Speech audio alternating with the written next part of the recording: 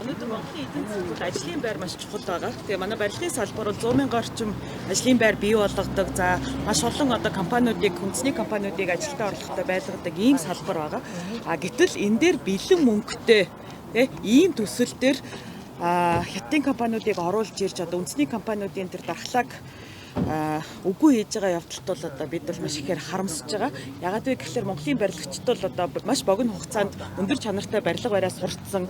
Энд бол бас мэрэгчсэн тийм ажилчид олон байна. Гэтэл энэ каскнууд өнөөдөр ингээ газар байж байна. Тэгэхээр энэ ажлын байрыг үгүй хийж байгаа явдал бол байж боломгүй зүйл. Тэгээд энэ барилгачдын нэгдсэн холбооныхондоо бас захиж хэлэхэд энэ шийдвэр бол ерөөсөө зөвхөн нийслэлээр гарч байгаа шийдвэрүүд.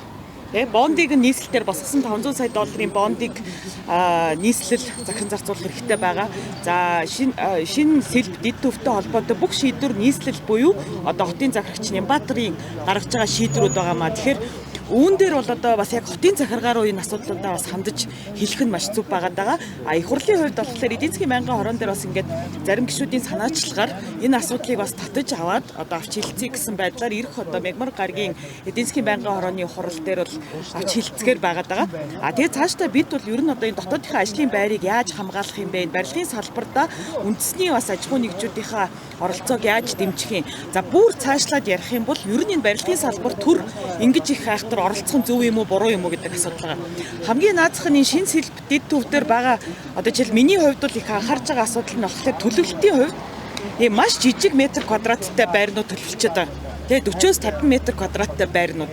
Өөрөөр хэлбэл бид бол ингээд ийм илүү өөдрөг төсөөлөлтөөр залуучуудаа, залуу гэр бүлүүдэд аль болох ийм ая тухтай амьдрах орчноор хангахыг зорж байгаа. Гэтэл ийм 40 м квадрат байшингуудыг ингэж нэг дор шамбаарлуулж барих нь яг үнэндээ бол ийм бас хотын концепттэй ч нийцж байгаа мó. Тийм ээ цаашид ер нь энэ 10,000 айлын орон сууцыг ийм төрийн мөнгөөр ингэж барих нь зөв юм уу буруу юм уу гэдэг асуудал хөндөгдөж байгаа. Яг тэгэхээр яг одоогийн байдлаар бас яг ийм төр оролцчихсан гадаадын зээл тусламжаар гэдэг юм уу төсвийн мөнгөөр бас маш олон ийм орон сууцны төслүүд зэрэг явж байна. Гэтэл бол энэ бол бас хувийн хвшлийн орон зай бас хадгалагдаж байгаа хэрэгтэй. Манай барилгын компаниуд бол яг тэр төвшөнд бүх зүйлээ бас хийгээд чадварчсан ийм барилгын компаниуд олон болцсон цаг үеийн төр ингэж айхтар энэ зах зээл рүү ороод байх нь зөв юм уу гэдэг дээр ч гэсэндээ улсын хуралд гарцсан намын бүлгийн гишүүд бол маш шүүмжлэлтэй хандж байгаа. Тэгээд ер нь бол нийслэл бол энэ тендерүүдээ бас цуцлах. За хоёр багцын чинийтэй 4 багц тендер зарлагдсан бас барилга өсрэлтийн 2 багц нь бол ингээд нэг ялагчаа зарлчаад байгаа. Нөгөө 2 багцаа ч гэсэндээ даруй цуцлаад ер нь энэ асуудлуудаа шийдвэрүүдээ эргэж харах нь зөв бахаа л гэсэн байр суурь таа. Бидний энэ асуудлыг онцгойлон анхаарч авч үзэж байгаад маш их баярлалаа. Яг тэгэхээр энд урд шин хонсоо 20-од захирлын бараг 50-аас илүү хүн эмэгтэйчүүд байсан. Тийм учраас 90 эмэгтэй гишүүд бол энэрэнгүү талаас биднэрт уулзах ёстой нэг номерын хүмүүс гэж ойлгож байсан.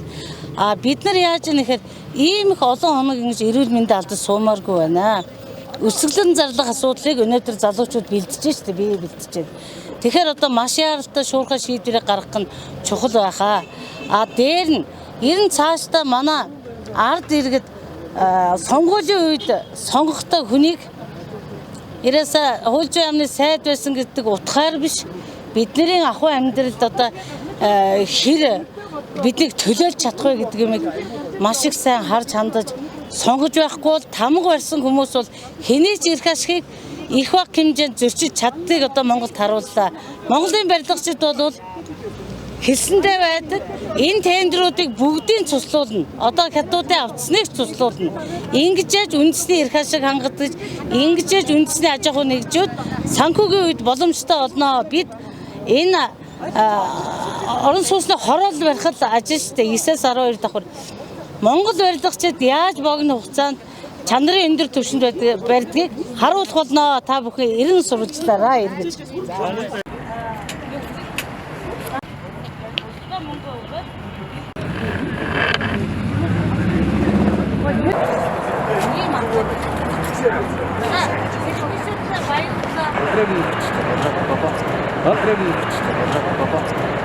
예, 그렇더라.